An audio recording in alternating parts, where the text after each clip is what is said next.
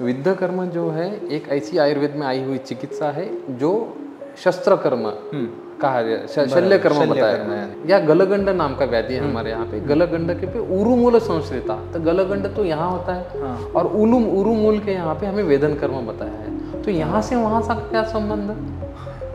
लेकिन हमें क्या हुआ है, आधुनिक विज्ञान को हम आयुर्वेद के इसमें मिक्स कर रहे हैं, इसका गलत हो रहा है। उसका 1 महीने में 8 किलो वजन कम हो गया। अच्छा। और अगले महीने में प्रेगनेंसी रहेगी, IVF करने की जरूरत नहीं। तो इतना पोटेंशियल ये विद्ध कर्म है। सिर्फ क्या प्रश्न है, एक्यूरेसी से होना चाहिए। सीक्वेंस भी इम्पोर्टेंट है, पटल भी इम्पोर्टेंट है, जगह भी इम्पोर्टेंट है, और कहाँ पे करना चाहिए और कहाँ पे नहीं करना चाहिए, कहाँ पे पहले क्या करना चाहिए, ये भी इम्पोर्टेंट है। को विद्ध कभी भी नहीं करना है। को विद्ध मीन्स कहीं पे भी विद्ध टोचना, इसको विद्ध नहीं कहेंगे। कोई भी ऐसी एक चिकित्सा संपूर्ण नहीं होती। हमें सारा करना पड़ता है पेशेंट को। इसका अर्थ ये है, अग्नि कर्म से एक बार ठीक हो गया तो बाद में होगा वापस नहीं। हाँ, ठीक होने के लिए आपको 10 बार करना पड़ेगा या 15 बार करना पड़ेगा। और आयुर्वेद से गुण आता है, और विद्ध कर्म ऐड करो, आयुर्वेद से फास्ट गुण आता है।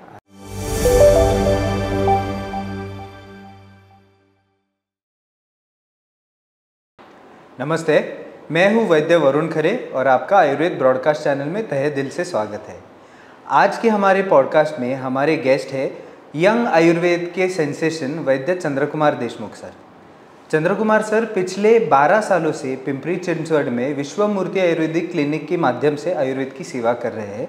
इसी के साथ पिछले 9 सालों से जब राबा गोगटे सर का देहांत हो गया, उसके पश्चात सर उनका क्लिनिक राबा गोगटे मेमोरियल फाउंडेशन का क्लिनिक भी चलाते हैं। इसी के साथ विद्ध कर्म एज इट इज़ ये एक सीरीज़ भी चलाते हैं। तो नमस्ते सर, कैसे हैं आप? एकदम बढ़िया, एकदम। सर थोड़ा आपके बारे में बताइए, आपकी जर्नी कहाँ से शुरू हुई और आयुर्वेद में रुचि कैसे बनी? एक तो पहली बात थी कि 12वीं हो गई। 12वीं होने के बाद 1 मार्च से मेरा गवर्नमेंट का MBBS चले गया था, और घर वाले कह रहे थे कि प्राइवेट में ले लेंगे। तब तो फीस तो बहुत मामूली थी, 1-2 लाख में MBBS मिलता था। लेकिन पता नहीं, घर वालों को लगा कि अरे यार, प्राइवेट कॉलेज में इसको डालने की बजाय हम BAMS ट्राई करते हैं। तो गवर्नमेंट आयुर्वेद कॉलेज नांदेड़, यहाँ पे मेरा एडमिशन हुआ। और जैसे एडमिशन हुआ कि एक कहते हैं ना लोग कि आयुर्वेद आपको चुनता है, आप आयुर्वेद को चुनते नहीं हैं। इसी हिसाब से वहाँ पे मेरा एडमिशन हुआ, और वहाँ जाने के बाद आयुर्वेद के प्रति आस्था शुरू हो गई। संस्कृत जो रहता है, संस्कृत का डर था पहले, लेकिन मेरा पहले से संस्कृत होने के कारण आयुर्वेद के प्रति वो भावना है थोड़ी सी और बढ़ गई। और फिर वहाँ पे आयुर्वेद के वैद्य के अंडर प्रैक्टिस करना, कॉलेज में अलग अलग प्रकार के औषधियाँ बनाना, ये करना शुरू किया। लगता था कि आयुर्वेद में पैसा नहीं है, आयुर्वेद में कमाई नहीं हो सकती, या आयुर्वेद होने के बाद कहीं तो भी मेडिकल ऑफिसर का जॉब कर ले। लेकिन सेकंड ईयर से ही औषधि बनाने लग गया मैं। जैसे कुमकुमादि तेल बनाता था, और शतौरी कल्प बनाया मैंने पहली बार हमारे आयुर्वेद कॉलेज नांदेड़ में। और उसके ऊपर मैंने CVG एक्सट्रीम गाड़ी खरीदी। और वो गाड़ी खरीदने के बाद हमारे कॉलेज का माहौल ही बदल गया, क्योंकि गाड़ी खुद के दम पे खरीदी थी मैं। और गाड़ी खरीदने के बाद क्या हुआ कि हमारे बैचमेट भी जो है वो आयुर्वेद के प्रति आकर्षित होने लगे, और तब से शुरू हो गया आगे। और अलग अलग जहाँ पे भी कॉन्फ्रेंस होती जाए, जहाँ जहाँ आयुर्वेद के प्रति ज्ञान मिलते जाए, वहीं करते रहना।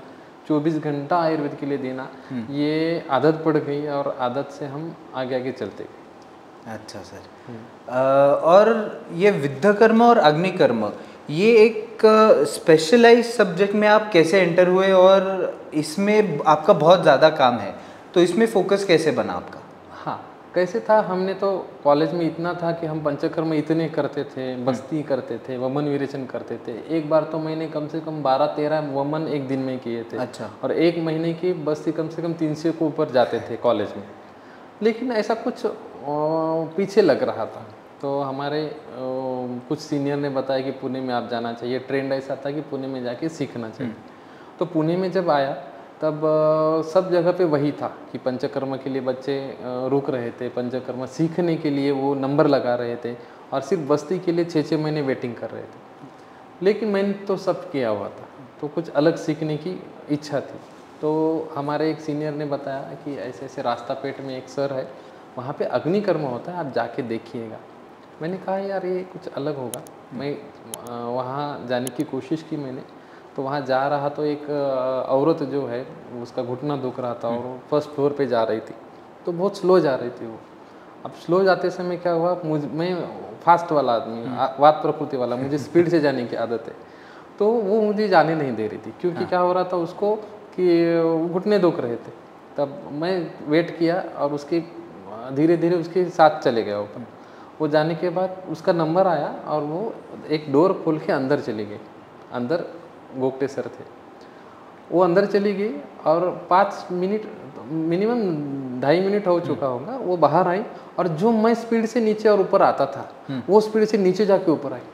मैंने कहा आइला ये तो बहुत अलग हो गया। मैं सोचता था कि इसमें पंचकर्म करेंगे, इसमें गुगुड़ देंगे, इसमें चिकित्सा करेंगे तो मिनिमम 2.5 महीना लगेगा इसको ठीक होने के लिए, लेकिन ये अद्भुत कुछ हुआ है और ये अद्भुत हमें सीखना है। तो मैंने सर से बात की, सर मैं नांदेड़ से आया हूँ और मुझे सीखना है। सर बोले तेरा नंबर नहीं लगेगा। सर ने लिस्ट दिखी और 400 नंबर मेरे आगे थे, 400। और मुझे लगा, सर ने कहा भाई तो सीधा प्रैक्टिस शुरू कर, और 400 नंबर आगे है तो मेरा तो 4 साल नंबर नहीं आने वाला, ऐसी कंडीशन थी। तो ऐसे समय में मैं बाहर रुकता था और बाहर रुक के साफ़ सफाई करता था, सर के टॉयलेट धोता था। एक दिन क्या होगा, मौसी छुट्टी पे गई टॉयलेट साफ़ करने वाली और टॉयलेट क्लीन था। सर को लगा कोई पेशेंट ने यूज़ नहीं किया होगा। दूसरे दिन भी क्लीन था, तीसरे दिन भी क्लीन था। तो सर ने वहाँ पे पूछा, वहाँ पे सीनियर को, ये टॉयलेट कैसे क्लीन है? तो वहाँ पे सीनियर ने बताया कि ये वो बंदा है, वो क्लीन कर रहा है रोज़ से। सर ने मुझे बुलाया और मुझे हकाल दिया वहाँ से। बोले ऐसे नहीं कर, मुझे पूछा नहीं कि किसी ने आपने क्लीन करते समय आपने पूछा भी नहीं तो आप नहीं आना है। तो मैं नाराज़ हो गया, डिप्रेस हो गया और मैं चला गया घर पे और सोच रहा था कि अभी घर पे जाऊँ, नांदेड़ में जाऊँ और प्रैक्टिस शुरू करूँ। तब मुझे फ़ोन आया सर के यहाँ से। तब मैं IPL मैच देख के वापस आ रहा था, तो फ़ोन आया कि आपको सर ने बुलाया है। और सर ने मुझे बुलाया और सर ने कहा कि आपको ज्वाइन करना है क्या? मैंने हाँ, तो करो ज्वाइन। अब इतना हम क्या कहेंगे, पूरा आसमान जीत लाया ऐसी फीलिंग होगी। और क्वेश्चन पड़ा कि अरे मुझे कैसे बुलाया? सर का तो नंबर तो मेरा 400 था। तो सर को पंक्चुअलिटी बहुत इंपॉर्टेंट थी। सर 4:45 बजे आते थे, 5 से 7 क्लिनिक था सर का। और कोई भी अगर 5 के बाद आता था तो सर उससे बात नहीं करते थे। और वो इम्पोर्टेंट सर सर्जन थे ना, तो उनको सर को समय का बहुत इंपॉर्टेंट रहता था। और वो समय किसी ने मिस किया तो सर बोलते थे उसको तुम मत था। और मैं 1 घंटा पहले आके बाथरूम भी क्लीन कर रहा था, सारे केस पेपर भी देख रहा था। तो सर को ये बात बहुत अच्छी लगी। और वो पंक्चुअलिटी जो है ना, सातत्य जो है, वो सर को पसंद आया। सर ने मुझे अंदर बुलाया। मतलब सर टाइम में भी एक्यूरेट रहते थे। हाँ, बहुत टाइम में एक्यूरेट रहते थे। तो तब से मैंने डिसाइड किया दुनिया इधर की उधर हो जाए, मैं 4:30 बजे ही जाऊँगा। क्योंकि वो जो 4:30 से 5 बजे का समय था ना, वो सर से डायरेक्टली बात करने का समय था। तो सर ने कैसी मेहनत की, सर अलग अलग प्रकार से कैसे करते थे। और फिर क्या हुआ, तो सोमवार, मंगलवार, बुधवार ऐसे 3 ही दिन मिलते थे सर के यहाँ जाने के लिए। और बैच बदलती थी और एक ही महीना था। तो सर के पास सीखना है तो महीने में 12 दिन में जो सीखना है वो सीखना है, ऐसा था। लेकिन मेरा ट्यूनिंग इतना अच्छा हुआ सर के पास, तो मैं कंटिन्यूस 2 साल सर के पास था। और सर के बाजू में ही मैंने रूम ली थी। और कुछ भी प्रॉब्लम आ जाए सर फ़ोन कर देते। सर की उम्र देखिएगा, 90 से ऊपर उम्र थी, 96 तक, सर 98 भी होगी शायद। तो क्योंकि पहले तो बर्थ डेट पता नहीं था। तो एक बार क्या हुआ, अब इतना उम्र का सर को फ़ोन आया कि पेशेंट का पेट दुख रहा है। अब पेट दुख रहा है पेशेंट का, तो सर ने मुझे फ़ोन किया, हम जाएंगे पेशेंट के यहाँ पे। अब रात 10:30 बजे आदमी इतना उम्र का एक पेशेंट का खाली पेट देख रहा है, इसके लिए उसके घर जाना चाहता है। तो मैंने पेशेंट को फ़ोन किया तो पेशेंट ने कहा मुझे स्टोन का प्रॉब्लम हो रहा है और मैंने पेन क्लियर खा ली और पेशेंट का पेन कम हो गया। मैंने सर को बताया, सर उसका तो पेन कम हो गया, अब क्यों जाना है? सर बोले नहीं, उसको लगा स्टोन है, लेकिन हमारा कर्तव्य है, मेरा पेशेंट है, मैंने जाना चाहिए। तब हम रात 10:30 बजे कोंडवा में जाके पेशेंट को घर पे जाके चेक करके आए। अच्छा। तो ये जो इंटीग्रिटी है ना, तो मैं हमेशा मेरे क्लिनिक में ऐड करने की कोशिश करता हूँ। इससे हमारा जो आयुर्वेद का धर्म है वो हमें सफल बनाता है। तो सर अभी अपने आज के टॉपिक पे आते हैं। बहुत बार ऐसे देखा जाता है, अभी तक लोगों का ऐसा ही मानना रहता था कि अग्निकर्म या विद्धकर्म ये सिर्फ एक इंस्टेंट पेन रिलीफ है, पेन मैनेजमेंट चिकित्सा है। और जब विद्धकर्म करते हैं उसके बाद वो स्थान का दूषित रक्त और विकृत वात ये बाहर निकलता है और पेन कम होता है। मगर मैं आपके वीडियोस जब देखता हूँ तो आप इनफर्टिलिटी को भी करते हो, ऑटिज्म में सीपी में भी करते हो, यहाँ तक कि जॉइंट्स वगैरह तो ये कॉमन चीज़ें हैं, पर आप सेरिब्रल पाल्सी वगैरह ऐसे या मानसिक विकारों में भी अग्निकर्म विद्याकर्म करते हो। तो ये विद्याकर्म एग्जैक्टली क्या होता है और ये चाइनीज़ एक्यूपंक्चर से अलग कैसे होता है? हाँ, अब विद्याकर्म जो है, लोग क्या समझते हैं विद्याकर्म को, विद्याकर्म यानी क्या है कि एक सुई लगाना है, और सुई लगा के क्या होगा कि कुछ ना कुछ वहाँ पे लोकल एड्रेनलिन सीक्रेट होगा और पेन मैनेजमेंट होगा। अब इसको ना अभी बीच में क्या हुआ था, एक कोई तो भी ट्विटर पे एक आदमी फेमस है एमबीबीएस वाला, उसने बताया था कि ये ड्राई नीडलिंग है, ड्राई नीडलिंग है। लेकिन विद्याकर्म जो है एक ऐसी आयुर्वेद में आई हुई चिकित्सा है जो शस्त्रकर्म कहा गया, शल्यकर्म बताया गया है। तो अष्टविध शल्य आए हैं, उसमें सीवन आया है, पाटन आया है, भेदन आया है, उसमें वेदन भी आया है। तो ये विद्याकर्म आयुर्वेद के सुश्रुत संहिता में, आयुर्वेद के वाग्भट संहिता में, आयुर्वेद के चरक संहिता में वर्णित है। राइट। तो ये आयुर्वेद की चिकित्सा है, पहली एक तो बात है। दूसरी बात जो है आयुर्वेद के सिद्धांत है, जैसे दोष है, दुष्य है, संप्राप्ति है, सप्त धातु है, हेतु है, निदान है, लक्षण है, ये सारे को सोच के ही करनी पड़ती है। बराबर। को विद्या नहीं चलेगा, को विद्या मीन्स क्या, किधर भी विद्या करना ये नहीं चलेगा। ऐसा होगा तो कितना सही होता, हर एक पेशेंट को हम निडल देते और पॉइंट मार करके देते, वो घर पे कर लेता। तो इसको दोष दुष्य का बहुत संबंध रहता है, क्योंकि ये रक्त मोक्षण का पार्ट होता है। अब प्रश्न आया है कि ये एक्यूरेसी का पार्ट ज़्यादा है। जैसे मैं एक एग्जांपल देता हूँ, किसी को कुष्ठ हुआ है शरीर के ऊपर, वो हमें आयुर्वेद में रक्त धातु के दोष की वजह से माना जाता है। अब कुष्ठ हुआ है तो कुष्ठ के लिए रक्त मोक्षण तो 15-15 दिन में करते हैं हम, तो कहाँ से करना, ये प्रश्न है। अगर छोटी जगह है तो हम वहाँ पे जलोका लगाते हैं, पित्त के लिए जलोका लगाते हैं, वात के लिए हम सूचिवेद करते हैं, हम नज़दीक की रक्तवाहिनी से ब्लड निकालते हैं। ये होगा कुष्ठ के लिए, इतना तक सही था। अब प्रश्न है नासा विकार। नासा विकार में आया है कि नासा रोगे नासाग्रे वेदित। अब नासा विकार पे नासा के अग्र पे वेदन कर्म करना है। तो हमें जो प्रैक्टिकल बताया जाता है कि 64 तोले ब्लड निकलना चाहिए, 640 ml आना चाहिए। तो नासा अग्र से आएगा कैसे? आएगा नहीं ना। तो वहाँ पे तो हम जलों का नहीं लगा सकते, वहाँ पे हम सिरावेद भी नहीं कर सकते। तो ऐसे समय में आता है विद्याकर्म, सूचिवेद आता है, क्योंकि अव्यक्तम असुरजम स्त्रवेद, सूक्ष्मम शस्त्रम विद्या अपि। ये जो सूक्ष्म है, निडल जो रहती है सूक्ष्म है, और वो हम विद्या करने के बाद अव्यक्त निकलेगा, और हमें वो अवरोधित वात है, रक्त प्रवाह है, ये सारे दोषों के ऊपर काम में हो जाएगा। ये हमें पेन मैनेजमेंट के लिए इजी जाता है। लेकिन अब जब डिसीज मैनेजमेंट की बात होती है, जब आपने पूछा कि व्याधियों में कैसे काम करेगा, व्याधियों में कैसे आगे जाएगा, तो ग्रंथ के नियम देखिएगा। गोगटे सर क्या करते थे, एक शब्द भी बदलते नहीं थे। हम भी क्या करते, जो गोगटे सर ने सिखाया, और ग्रंथ के शब्द नहीं बदलते। अब देखिएगा, आप यहाँ पे लाइट लगाए हो, ये लाइट का बटन वहाँ पे है, ये लाइट का बटन यहाँ पे क्यों नहीं है? हमारे आयुर्वेद में ऐसे ही रहता है। हमारे यहाँ पे एक जगह पे लक्षण है, दूसरी जगह पे से उसकी दोष रह सकते हैं। इसीलिए उन्माद जैसा व्याधि, जैसे आपने ऑटिज्म इसके बारे में पूछा, अगर उन्माद हम पकड़ेंगे तो उरो अपांग ललाटेशु, ये जगह पे हमें रक्तमोक्षण वेदन कर्म करने के लिए बताया गया है। थायराइडाइटिस है या गलगंड नाम का व्याधि है हमारे यहाँ पे, गलगंड के पे उरुमूल संस्कृता, तो गलगंड तो यहाँ होता है, और उरुमूल के यहाँ पे हमें वेदन कर्म बताया है। तो यहाँ से वहाँ सा क्या संबंध? हमारे आयुर्वेद में एक विशुचि का नाम का व्याधि है। अब विशुचि का नाम के व्याधि में क्या होता है, बहुत डिहाइड्रेशन होता है, वोमिटिंग होती है, लूज मोशंस होते हैं। ऐसे समय शरीर का पानी खत्म हो जाता है, पेशेंट इमरजेंसी कंडीशन में चले जाता है। अब इमरजेंसी आ रही है तो आधुनिक साइंस क्या कहेगा? आधुनिक साइंस कहेगा कि उसको आईवी लगाओ, आरएल लगाओ, डीएनएस लगाओ, फ्लूइड मैनेजमेंट करो, सब बताएगा। आयुर्वेद कहता है पार्शनी पे दाह करो। अब पार्शनी मीन्स हमारी जो पैर है, उसका जो एडी है, वहाँ पे अग्निकर्म करना है। तो एक तो आयुर्वेद तो पुराना गुजरा गया लगता है लोगों को, क्योंकि व्याधि तो ऊपर हो रहा है, उल्टियाँ हो रही है, और नीचे ये चटका देने को क्यों बोल रहे हैं? ये सामान्य लोगों को लग सकता है। लेकिन इसके ऊपर अगर देखेंगे, वो पार्शनी जो है, एडी है, ये अस्थि मर्म है। और अस्थि धरा कला सा है वो पुरुष धरा कला।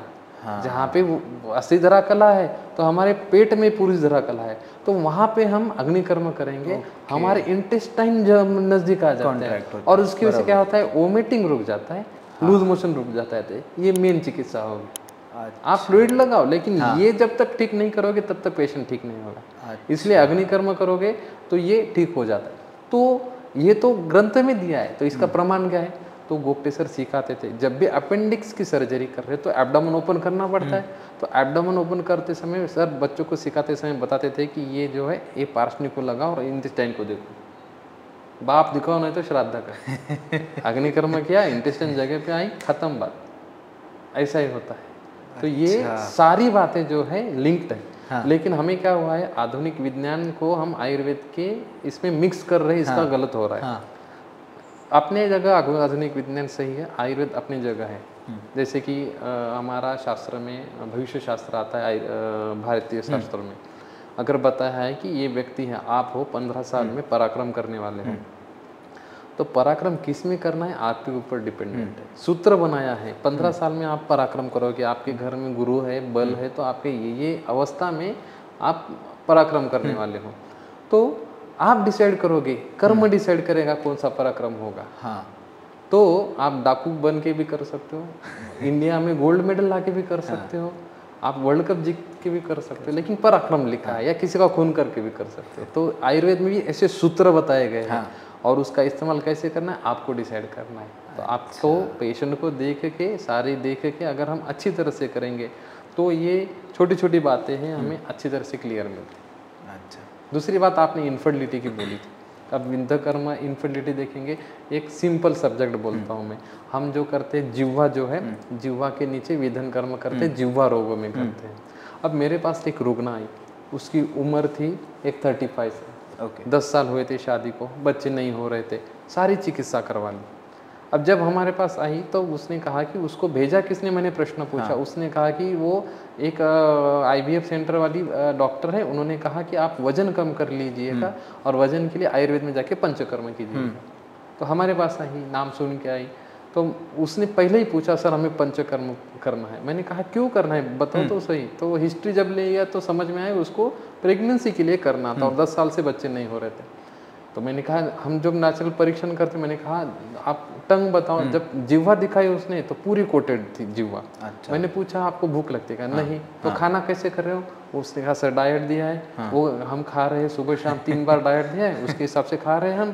प्रोटीन के हिसाब से खा रहे हैं, कार्बोहाइड्रेट के हिसाब से खाए, कार्ब्स मैंने रिड्यूस किए हैं, प्रोटीन खा रही हूँ। मैंने कहा तुझे भूख लगती है क्या? वो बोली नहीं, लेकिन ये तो फॉलो करना पड़ता है। ऐसे समय में मैंने फिर से प्रश्न पूछा तुझे टेस्ट आती है क्या? बोले नहीं सर। मैंने पूछा कब से? उन्होंने कहा 1 साल से टेस्ट नहीं आ रही। तो जिह्वा देखी, जिह्वा इतनी मोटी हो चुकी थी। अब जिह्वा मोटी हो गई है, वो ऐसे अध्ययन कर रही है, जो खा रही है वो अध्ययन में मेदी बन रहा है। करेक्ट। तो हमने क्या किया, मैंने ये केस, कोई दवाई नहीं थी उसको, और स्टूडेंट को कहा कि इसको हम फॉलो करेंगे। 1 महीने तक अधो जिह्वा वेदन कर्म किया। अच्छा। अधो जिह्वा वेदन कर्म किया, उसकी जिह्वा निराम हो गई, उसका टेस्ट आना शुरू हो गया, तो वो प्रॉपर खाना शुरू की। उसका 1 महीने में 8 किलो वजन कम हो गया। अच्छा। और अगले महीने में प्रेगनेंसी रहेगी, IVF करने की जरूरत नहीं पड़ी। अब ये हो गया इधर का काम उधर तक लाना। अब जब सबसे बड़ी समस्या आती है प्रेगनेंसी में PCOD के पेशेंट की, पीरियड से ही नहीं आते। अब क्या होता है, जैसे पहले एक्सरसाइज रहती थी, एक्सरसाइज ही नहीं करते। गर्भाशय जो बैठता है, गर्भाशय के आजू बाजू में मसल्स है। अब एक्सरसाइज ही नहीं है तो वो लूज पड़ जाता है, अवरोध बन जाता है, वहाँ से दोष अच्छी तरह से काम नहीं कर पाते हैं, अवरोधात्मक संप्राप्ति बढ़ती है, पेशेंट का वजन भी बढ़ने लगता है। तो ऐसे समय में ग्रंथ में जो आया है, हम क्या कहते हैं, एंटीरियर वहाँ पे विद्धकर्म करते हैं, एंटीरियर सुपीरियर रिलैक्स स्पाइन से लाइन निकालते हैं। और वो विद्धकर्म आधुनिक शास्त्र का, मसल का, फ्लोर का अगर नॉलेज है किसी को, तो बरोबर वहाँ पे जाता है। और पूरा जो पेल्विक मसल से फ्लोर है पूरा कॉन्ट्रैक्ट होकर रिलैक्स हो जाता है। इसमें क्या हो जाता है, वो प्रेशर फैक्टर, हार्मोनल फैक्टर सारे क्लियर हो जाते हैं और पेशेंट को पीरियड्स आ जाते हैं। मैंने इतने सारे पेशेंट देखे सर के पास, पेशेंट बोल रहा था कि 1 साल से मुझे पीरियड नहीं आ रहे। सर ने विद्धकर्म किया, पेशेंट पैड लेने के लिए भाग गया। इतने सही यहाँ पे रिजल्ट आते हैं। तो पीरियड्स आ रहे तो इनफर्टिलिटी क्लियर होने वाली। अब मैं दिल्ली में गया था NIM में, तो वहाँ पे इनफर्टिलिटी के ऊपर लेक्चर दे रहा था। मुझे 20 पेशेंट दिए गए वहाँ से, उसमें से पीरियड ना आने वाले ऐसे PCOD के 4-5 पेशेंट थे। तो मैंने वहाँ पे विद्या कर्म किया और मैं पुणे में लैंड जैसे हुआ तो मुझे पेशेंट का फ़ोन आया, सर मुझे पीरियड आ गए, जिसके पीरियड 9 महीने से नहीं आ रहे थे। हाँ। तो इतना पोटेंशियल ये विद्या कर्म है। है। सिर्फ क्या प्रश्न है, एक्यूरेसी से होना चाहिए। और वो जगह अगर आपको पता चल गई, और एक्यूरेसी सिर्फ पॉइंट की एक्यूरेसी नहीं होगी, किस व्यक्ति में, किस रुग्ण में, कौन से संप्राप्ति में कहाँ करना है, ये अगर एक्यूरेसी पता चल गई तो आपका पेशेंट क्लियर हो जाए। इसी के साथ मैं अपना दूसरा प्रश्न पूछता हूँ जो इसी से रिलेटेड भी है। क्लिनिक में जब प्रैक्टिस शुरू करते हैं बच्चे, तो विद्याकर्म करने के पहले क्या बेसिक्स पता होने चाहिए और किस प्रकार का प्रिकॉशन लेना चाहिए? और जब भी विद्याकर्म का आप पॉइंट लेते हो उसमें जो प्रमाण डिसाइड करते हो, अर्धव्री हो गया या अर्धयव हो गया, तो उसमें किस व्याधि में किस प्रकार का पॉइंट और किस प्रकार का प्रमाण ये डिसाइड कैसे करें? अब देखिएगा, पहला तो प्रश्न है कॉलेज में सिखाया नहीं जाता है, तो हम अनभिज्ञ रहते हैं, हमें पता ही नहीं होता कि विद्याकर्म कैसे करना है। तो वीडियो देख के अपेंडिक्स की सर्जरी कर सकते हैं क्या? हम नहीं कर सकते। अपेंडिक्स की सर्जरी करना है तो कम से कम 10 अपेंडिक्स की सर्जरी असिस्ट करनी पड़ेगी, दूसरे के सामने हमें अपेंडिक्स की पूरी सर्जरी करनी पड़ेगी, उसके बाद हमें कॉन्फिडेंस आता है। ना कि यूट्यूब में तो मिलता है ना, वीडियो मिलता है, कौन सा एनेस्थीसिया देना है, कहाँ कट करना है, सारा पता है, तो हम कर सकते हैं क्या? नहीं कर सकते। इसलिए योगाभ्यास बताया गया है, 2000 साल से बताया। अगर आपको पेशेंट के ऊपर अग्निकर्म करना है तो आप पहले वनस्पति के ऊपर करके देखो, डमी पीस पे करके देखो। जैसे अगर आपको मसल के ऊपर दाह करना है तो पनीर का टुकड़ा लीजिएगा, वैसे कि वैसे हमें फील आता है। अगर आपको कोई ग्रंथि जलानी है, क्लॉट्स जलाने हैं या कोई एक्स्ट्रा ग्रोथ जलानी है, तो आपने पीपल का वृक्ष देखा होगा, उसके ऊपर छोटे ग्रंथियाँ आती है, उसको अग्निकर्म करना है। अच्छा। विद्याकर्म करना है तो आप सफरचंद ले लो, आप नारियल ले लो, आप पाइनएप्पल ले लो, और इसको नीडल से विद्याकर्म करके देखो क्या होता है। जब मैं वाराणसी से आ रहा था, हम 7 लोग थे वाराणसी से वापस ट्रेन में, तो मेरे पास एक ही एप्पल था और एक एप्पल 7 लोगों को खाना था। तो वो नीडल से 7 टुकड़े करना चाहते थे हम। तो पहले नीडल से स्किन निकालने के लिए मुझे 2 घंटे लगे, और पूरी तरह से नीडल से इक्वल पार्ट करने के लिए और 3 घंटे लगे। अब जब मैं पुणे में आया, सर को ये बात बताई, सर बोले कि ये जल्दी होना चाहिए। तो 1 हफ्ते में मैंने 10 एप्पल के ऊपर काम किया, तो वो 45 मिनट पे मैं आ गया था। तो ये अभ्यास से हुआ ना, ऐसे तो जन्मजात नहीं रहता है। करेक्ट। आप कोई भी हॉस्पिटल में जाएंगे तो एक नर्स अच्छी है और एक नर्स का हाथ खराब है ऐसा लगता है, तो उसका अभ्यास ज़्यादा है ना, वो बार बार किया है। आयुर्वेद में बताया गया है कि अभ्यासत प्राप्य से दृष्टि कर्म सिद्धि प्रकाशिनी रत्नादि सद असद ज्ञानम न शास्त्र वजायेत। शास्त्र से हमें ये रत्न अच्छा है, वो अच्छा नहीं है, ये ज्ञान नहीं मिलता है। हमें बार बार करना पड़ेगा।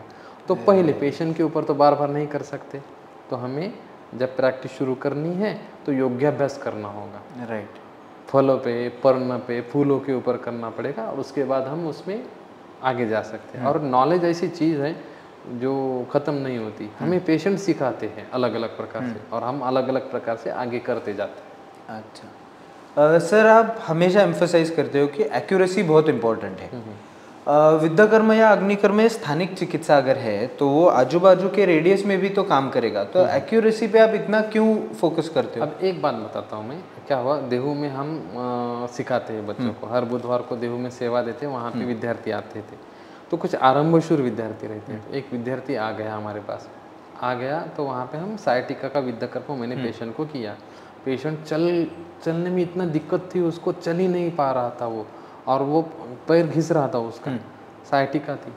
विद्याकर्म किया, वो भाग रहा था।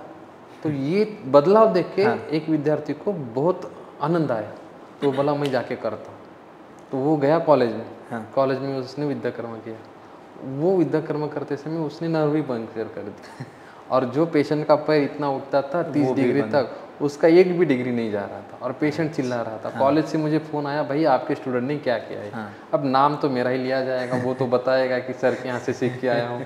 तो मैंने कहा ठीक है, मेरे स्टूडेंट से गलती होगी तो मैं ठीक करके देता हूँ। तो वहाँ मैं कॉलेज में गया, और कॉलेज में उसको पूछा, भाई तू कब से मेरा स्टूडेंट बना है? एक ही दिन में आप कैसे कर सकते हो? आपको पूरी तरह से सीखना होगा। तो मैंने पूछा, उसने कहा क्या? उसने सिर्फ जो है पैर जो है फ्लेक्स नहीं करते। बस्ती करते समय हम जैसा सेमी फ्लेक्शन करते वो नहीं किया था, सीधा ऊपर से किया था। उससे क्या होगा था, साइटिक नर्व थोड़ी ऊपर उठ गई। तो क्या होगा, उसका पंक्चर हो गया। तो मैंने उसको सिखाया कि ऐसा नहीं करना होता है। अब ये पेशेंट पतला है, मोटा है, अलग अलग जमात का है, तो उसमें अलग अलग जगह पे जाएगा ना। ये जब तक हम 10 पेशेंट नहीं देखेंगे तब तो समझेगा नहीं। तो ऐसे पेशेंट में मैंने अग्निकर्म करके पेशेंट सेट हो जाते हैं। ये व्यापद होने के बाद भी सेट कैसे करना ये भी पता होना चाहिए ना। तो ये सारा कब आएगा, जब आप बार बार करोगे तो उसको ही एक्यूरेसी कहेंगे। राइट। अब आँखों की बात है, मेरे पास पेशेंट आए थे, वीआईपी पेशेंट थे, वो गवर्नर थे और उनको ग्लूकोमा हुआ था। और ग्लूकोमा ऐसी चीज़ है, विजन लॉस होती है, नेशनल प्रोग्राम में जाता है ग्लूकोमा, और ब्लाइंडनेस के बाद कोई ऑप्शन ही नहीं है। कोई 1 करोड़ रुपए है तो भी नहीं मिलेगा। तो वो रुकाना था, उसका तो स्टीरॉयड से लेके सब चालू था, लेकिन मेरा नाम सुना और वो मुंबई में गए थे एक वैद्य के पास। उन्होंने टीवी पे देख के, यूट्यूब पे देख के वो विद्याकर्म किया। पेशेंट को पहले विद्या में इतना बदलाव दिखा, वो खुश हो गया। और दूसरे दिन विद्याकर्म किया तो पूरा से विजन चली गई। तो मुझे वैद्य का फोन आया, सर ऐसे कैसे हुआ? मैंने उनको पूछा, पहले दिन जो विद्याकर्म किया था वही दूसरे दिन किया था क्या? वो बोले सर मुझे याद नहीं, मैंने पहले दिन क्या किया था, दूसरे दिन भी पता नहीं मैंने क्या किया था। तो मिस हो गया। हमारे यहाँ पे सीक्वेंस भी इम्पोर्टेंट है, पटल भी इम्पोर्टेंट है, जगह भी इम्पोर्टेंट है, और कहाँ पे करना चाहिए और कहाँ पे नहीं करना चाहिए, कहाँ पे पहले क्या करना चाहिए, ये भी इम्पोर्टेंट है। यहाँ पे एक बड़ा कॉलेज है हडपसर में, वहाँ पे मैं गया था। वहाँ पे एक पेशेंट थी, उसको मार लगा था। मार लगने के बाद उसका एट्रोफी हो गई थी ऑप्टिक नर्व की, और उसकी वजह से उसका विजन गया था। मैंने बताया था उनको विद्याकर्म कैसे करना है, तो उन्होंने किया। तो पेशेंट को चक्कर आए थे, विजन तो आई नहीं थी वहाँ पर, और पेशेंट डर रही थी। जब मैं खुद कॉलेज में गया और वहाँ देखा तो हिस्ट्री अलग थी। हिस्ट्री क्या थी, उसको एक्सीडेंटल था इंजरी। जब भी आघात होता है तो हम आंखों के विद्या के लिए पहले जाते ही नहीं। आघात से रक्त दुष्ट होते, वात रक्त होता है, इसलिए पहले क्षिप्र में जाते हैं और उसके बाद आंखों के लिए जाते हैं। तो ये मैंने करके दिखाया, तो वो ऑन द स्पॉट स्टेज पे उसका विजन बढ़ गया था। ये सारी बातें कब होती है, जब आप एक्यूरेसी के पीछे जाओगे। को विद्या कभी भी नहीं करना है। को विद्या मीन्स कहीं पे भी विद्या टोचना है, इसको विद्या नहीं कहेंगे। Proper place, proper condition, proper pathology और प्रॉपर एग्जीक्यूशन, ये 4 बातें रहेंगे तो हमें इजी होता है रिजल्ट मिलना। सर को खुद को कैटरेक्ट फेल्यूर था, तो विजन लॉस थी सर के, तो विद्याकर्म करते थे। तो गलती से मैंने क्या किया था, शंख का विद्याकर्म किया था। सर ने मुझे डांटा, भाई मैं थोड़ी पागल हूँ, मुझे तो नींद अच्छी आती है, तो वहाँ क्यों जा रहा है, आंखों का कर। तो इतना एमएम से फर्क है। तो ये तो करना ही चाहिए ना। मैं इतनी जगह पे जाता हूँ, यहीं पे जाता हूँ, विद्याकर्म एक्यूरेसी का इतना पॉइंट आउट क्यों करता हूँ, क्योंकि उसके बगैर हमें प्रॉपर रिजल्ट नहीं आता। क्योंकि पेशेंट बोलते हैं सर आपके स्टूडेंट के पास मत भेजो, आप ही करो। ये नहीं चाहिए मुझे। पेशेंट ने बोलना चाहिए सर उसके बाद भी फर्क आ रहा है। अभी तो पूरे इंडिया में इतने सारे स्टूडेंट है एक्यूरेसी जिनको मैंने सीखा ही है। पेशेंट कहीं का भी आ जाए, अगर दिल्ली का भी पेशेंट आ जाएंगे, दिल्ली पे पेशेंट है, नागपुर का आ जाएंगे, नागपुर के पास है। तो अभी क्या होता है, ऑनलाइन जब पेशेंट फ़ोन करते हैं, इमरजेंसी आईसीयू में, अब आईसीयू में फ़ोन करते हैं, ऐसा ऐसा पेशेंट है, सारा होप्स गया है, अब मैं मेरे स्टूडेंट भेजता हूँ वहाँ पे, वो आईसीयू में विद्याकर्म अग्निकर्म करते, पेशेंट मरता नहीं। ऐसे बहुत सारे एग्जाम। इसी के साथ एक और पॉइंट है सर कि विद्याकर्म अर्ध चिकित्सा बोलते हैं, पर आप बहुत सारे बीमारियों में विद्याकर्म यही एक ओनली ट्रीटमेंट के तौर पे भी यूज़ करते हो क्या? नहीं, विद्याकर्म ये अर्ध ही चिकित्सा है, पूर्ण चिकित्सा ही नहीं। जैसे बस्ती बताई जाती है, बस्ती ही अर्ध चिकित्सा है। क्या होता है कि अर्ध चिकित्सा है तो हमें पेशेंट को हेतु तो बंद करने होंगे, हेतु भी हमारी चिकित्सा होगी। हम पेशेंट को हम प्राणायाम बताते हैं, ये भी हमारी चिकित्सा होगी। हम पेशेंट को आहार जो देते हैं वो भी हमारी चिकित्सा हो गई। कोई भी ऐसी एक चिकित्सा संपूर्ण नहीं होती। हमें सारा करना पड़ता है पेशेंट को। लेकिन होता क्या है, अगर कोई स्विमिंग में जा रहा है, सीख रहा है कोई स्विमिंग पे यहाँ पे जाता है और उसको डर लगता है, तो पानी को स्पर्श करके वो पीछे आता है, फिर जाने की कोशिश करता है, पानी को स्पर्श करके पीछे आता है, डरता है वो उसका ट्रेनर क्या करता है, पीछे से धक्का मार देता है, पानी में डुबो देता है और आदमी सीख जाता है। वो जो मोटिवेशन है, धक्का है, वो बहुत इंपॉर्टेंट होता है। वो विद्याकर्म से हमें मिलता है। पेशेंट हमारे पास आयुर्वेद में आते हैं, क्या टेंडेंसी क्या रहती है, पेशेंट आयुर्वेद से लेट बोलना आता है। ये लेट शब्द निकालने के लिए विद्याकर्म काम है। हम आज रिजल्ट देंगे पेशेंट को, हाँ। बाकी संप्राप्ति भंग बाकी सारा हमें करना ही है, हाँ। लेकिन पेशेंट को आज लगना चाहिए ताकि वो स्टीरॉयड ना ले, ताकि वो पेन किलर ना ले। पेशेंट का विजन नहीं है, उसको आज हम विद्या कर्म करते हैं तो उसको आज विजन का फोकस बढ़ता है, हालांकि शाम तक चले जाए वो, लेकिन उसको लगता है यार there is something happening with my eye. बच्चा है, ऑटिज्म का बच्चा है, बहुत चिल्ला रहा है, 7 दिन में बच्चा शांत होता है, मम्मी खुश हो जाती है, अरे मैं इसको इतना एलोपैथिक दवाई दे रहा हूँ फिर भी शांत नहीं है, सर के 4 विद्या से शांत हो रहा है, तो मैं यहाँ पे करूंगी, तो हमें समय मिल जाता है। राइट। आयुर्वेद से देर से गुण आता है, ये देर शब्द मैंने निकाला, गोखटे सर ने जो सीखा है वो देर शब्द मैंने निकाला है, और आयुर्वेद से गुण आता है, और विद्याक्रम में ऐड करो आयुर्वेद से फास्ट गुण आता है। बाकी चिकित्सा तो अहोरात्र में हमारी रिजल्ट देती है। अग्निकर्म पेन मैनेजमेंट के लिए हो गया, डिसीज मैनेजमेंट के लिए होगा। अब तीसरा आता है एनाटॉमिकल करेक्शन के लिए। अब एक्जिमा पता है आपको, एक्जिमा इतना बड़ा व्याधि है, 20-30 साल नहीं जाता है, प्रतिसारण अग्निकर्म से 15 दिन में चले जाते हैं, बाद में आता है। एप्पल फोन का चार्जर एंड्रॉइड को नहीं लगेगा, एप्पल फोन का चार्जर एप्पल फोन को ही लगेगा, बराबर। किसी का जो है पेन का ढक्कन है वही पेन को लगेगा, दूसरे को नहीं लगेगा, ये फिक्स है। वैसे गामी तो आयुर्वेद में आया है, ये डिपेंड करेगा पेशेंट के ऊपर, कंडीशन। इसका अर्थ ये है अग्निकर्म से एक बार ठीक हो गया तो बाद में होगा वापस नहीं। हाँ, ठीक होने के लिए आपको 10 बार करना पड़ेगा या 15 बार करना पड़ेगा। देखिएगा आयुर्वेद प्रैक्टिस में गोखटे सर कहते थे कि पेशेंट खत्म करने चाहिए। हमारे पास पेशेंट कितने हैं ये इम्पोर्टेंट नहीं है, हमने पेशेंट कितने ठीक करके छोड़ दिया अभी नहीं आना है। हाँ, नहीं तो ऐसा होता है कि ये पेशेंट को साल भर में कैसे खींचो। हमें ठीक करने हैं पेशेंट, बस खत्म कर। राइट।